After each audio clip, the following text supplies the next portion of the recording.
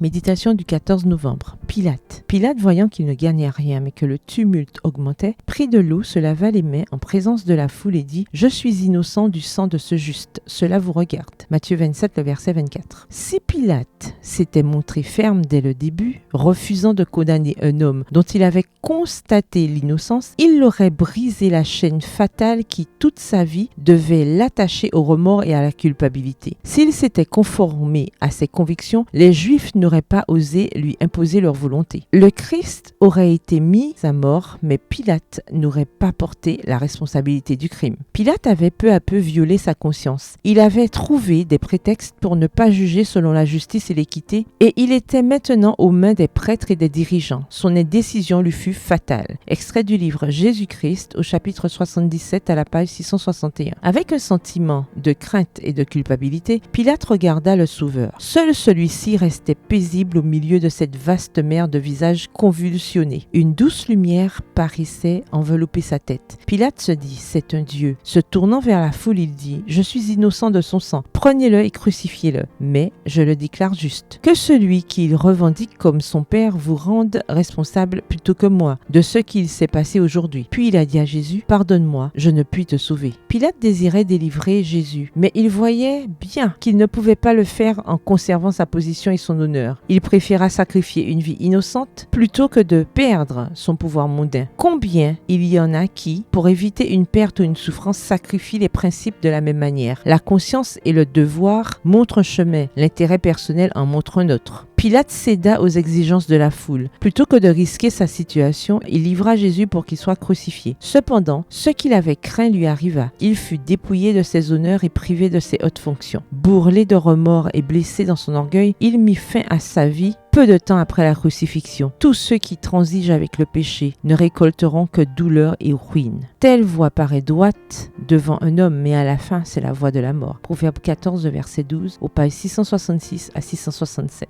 Bonne soirée et que l'Éternel vous bénisse.